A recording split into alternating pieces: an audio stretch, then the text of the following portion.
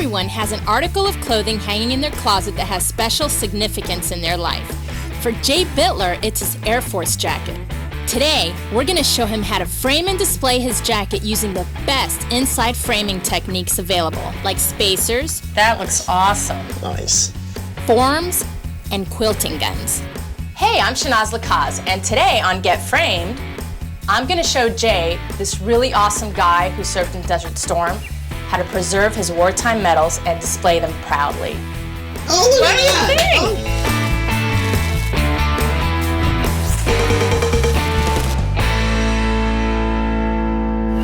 think? Photos and artwork are supposed to go on the wall, but clothing belongs on a hanger, right? Not today. I'm going to let you in on the pro's technique for framing a uniform jacket with military precision. This uniform belongs to Jay Bittler. He served in the Air Force during Desert Storm, and he's got a box full of medals and patches to prove it, all of which have been hidden away in the back of his closet. I've come up with a plan that I think he's gonna like. Hey Jay, Hello, what's up? hello, Shanaz. Very good to finally meet you. Put a face to the name, so to speak, right? So those pictures that I got on the computer, you know, don't measure up. This is awesome. Yeah, this is really neat. I'm excited. Look at this. It's a little blast from the past here. My old military gear. I love it. Very neat. Yeah, I can totally imagine you wearing it. Yeah, it's a merit uniform. That's awesome. And you brought the medals? Yeah, we have just kind of a bunch of different ones here. Just to kind of pick a few here. This is one that I like is the expert marksman ribbon, so I guess I'm a pretty good shot, crack shot to say that. Watch your back. And then this one here is from when I went to Saudi, so I like that one too. Jay would like to hang his jacket above his fireplace, but in order to do that, we're gonna have to make a few adjustments. So I got those measurements, and you know, with the jacket out like this, it's not gonna work because it's not Too high big. enough. Yeah, right. But I have a solution. Let's hear it. Let me show you this drawing that I came up with. See how I fold it up? You still get to see the most important part, which is where the medals get displayed. Nice, I like it. And then what I have here is we're gonna make another cutout, separate cutout to display your medals on and your patches. Good. That's very good. Yeah, look at that. One way to make a frame look custom is to use fabric as your backdrop. Use neutral colors that coordinate with your artwork. Jay has chosen a blue and gray color combo for his piece. I know you're on a budget, and I found the most amazing frame. Yeah? Yeah, you're I'm gonna excited. love this. Should I close my eyes? Here it is. Oh, look at that. Check this out. Bam, look at that. Wow. Look at that. Holy cow, it's huge. I got this for $45. Get out of here. That's awesome. I mean, I don't know anything about, like, I'm definitely no expert, but I would have guessed it was going to be way more than that. Holy You know, cow. if you got this custom made, it would cost you over $450. Oh my gosh, wow. That is ridiculous. You got it for 45. That is absolutely unbelievable. And, you know, I found it at an estate sale, Okay. and you know, when you're looking for a secondhand frame, there are certain things that you're just gonna find on it. You're gonna find nicks and scratches sometimes. Okay. You know, so you have to really look and see what you can live with, what you can probably fix, because a lot of the things are fixable.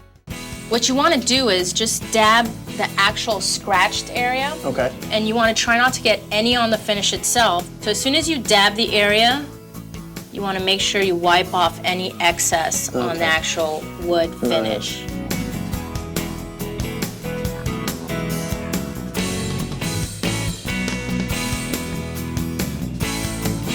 You're doing a great job. Thank you. Thank you. My mother always taught me to not go outside the line, so I'm pretty steady-handed.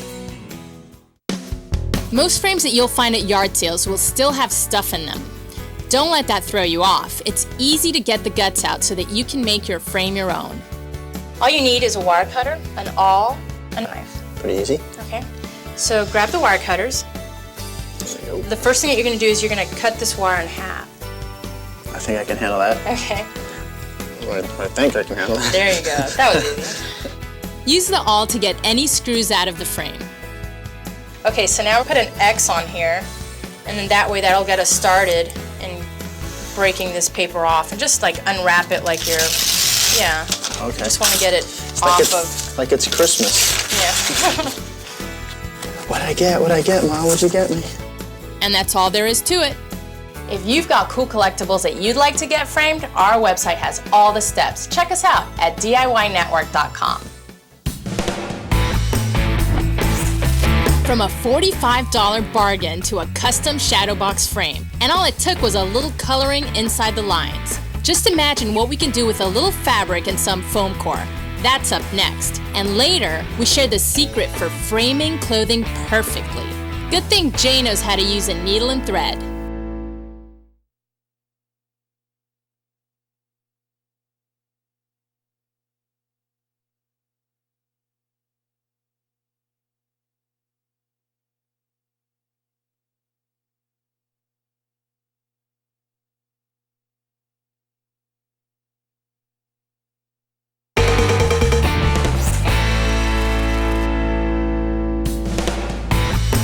Hey, I'm Shanaz Lakaz, and this is Get Framed. We've just brought an old frame back to life, and we're going to do the same thing with an Air Force jacket that's been gathering dust in Jay Bittler's closet. The plan is to create a plush fabric backing and a pedestal for Jay's Collectibles. The first order of business, measure the frame from the inside. And there we got just under 34 1/4. So 29 1/4 by 34 1/4. Yeah? Right. That little bit extra over 29 by 34 is actually called framer's allowance. Okay, what's that? And what that does is the frame is always cut a little bit larger, usually 1/8 of an inch, and that's to give all the materials that go inside room to expand. As you noticed, I put in all the materials that we're going to be using. Yeah. They're not necessarily in the right order, but I put them in so we can measure out whatever space we have left to make our spacers with. Okay, so the spacers are going to be the distance between the glass on the front and Right, then the and the actual back. backboard. Okay. Yes. Okay. Okay, so if you measure from our materials to the edge of the frame, Okay, let's see. we'll see what we have. It's 3 1/4 inches. Okay, 3 1/4. So on this frame then, I would make it 3 inches. And I would leave that 1/4 inch because we need something to nail our materials into. So we Okay. have that little space to put the nails in. Okay. So we've got our 3-inch spacer in. Usually you would measure from side to side Right. to get this length. And I've made it right underneath what the actual measurement Yeah. because when we mount our fabric onto this spacer, I need that little room to Okay. wrap around. Sure, that makes sense. Yeah, and after we wrap our fabric, it's gonna fit a little more snug. Okay. Okay, so you would cut 2 for each side, and the Alright. reason why I'm cutting 2 is because it makes a thicker ledge. And we Okay, need, yeah, to and put the back on, there's a yeah, thicker we ledge, need so- that okay. ledge so the back stays, That makes sense. so it doesn't fall through really Yeah. easy. Be a little too thin if it was just the one. Right. Now we're gonna wrap all our pieces in fabric. Okay. I've got right here one of the sides of our spacers, Okay. but we need to wrap also our backboard that the jacket goes on, Right.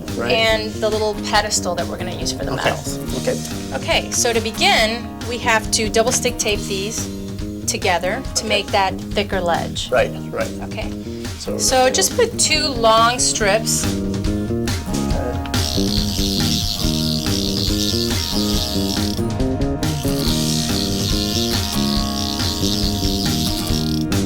Okay, Neato and then a little bit of glue, and just put a couple of drops here and there.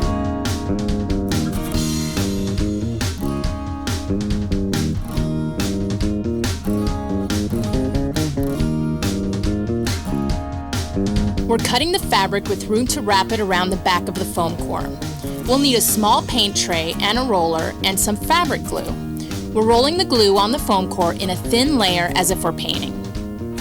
Now what we have to do is wait till it gets a little bit tacky, and the way you can tell is by putting your finger on here. When it gets tacky, the board which will actually lift up a little with your finger. Okay. And it usually takes about 5 to 10 minutes, and I have a blow dryer so we can speed up the process. Very nice. Very nice. Yeah, and you want to put it on a cool setting, Okay. because if it's hot, it's just gonna stay sticky longer.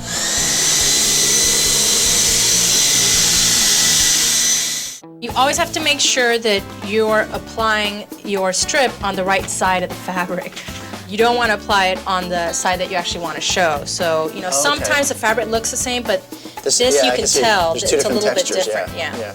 So this is the back of the fabric. Okay.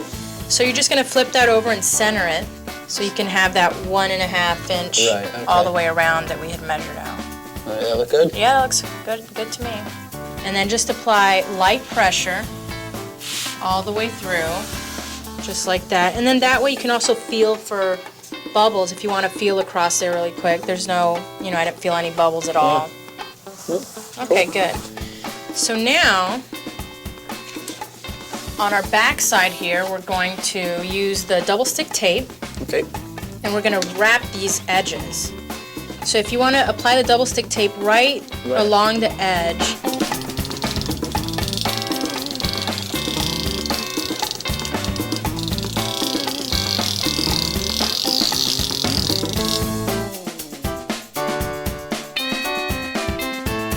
We're trimming the excess fabric, leaving some foam core exposed to stick to the side of the frame. So you cut down into the corner, let's see, halfway before you get there. So like at a 45-degree angle? Yeah. Okay. And on that seam. And then, let's see, you grab your scissors and just cut the excess away, leaving a little bit of that corner still there. Like it looks like a little ear. Yeah, or something. I gotcha. Yeah. And you do the same thing on the other side.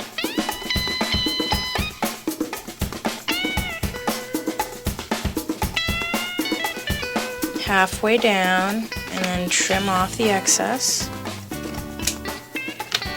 Look at that. Yeah, so now all we need now is this is glass filament tape, which is really, really strong. Okay. And it doesn't have to be this same exact tape, it just has to be really strong tape. So then you just grab your corner, pull it, and tape it down. So easy. This is the same exact process that we're going to use on the other pieces. Okay. So, it's nice to start on a smaller piece just so you can get the hang of it, and it's easier to work with because it's smaller, and then work on the big pieces.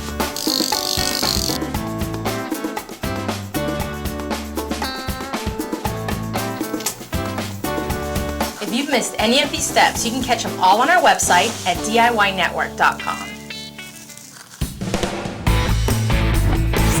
Coming up, Jay's jacket starts to take form with a special framer's trick. And we'll see a soldier sew, but this is manly sewing. It's all coming together next. And later, we'll see what Jay thinks of all his hard work.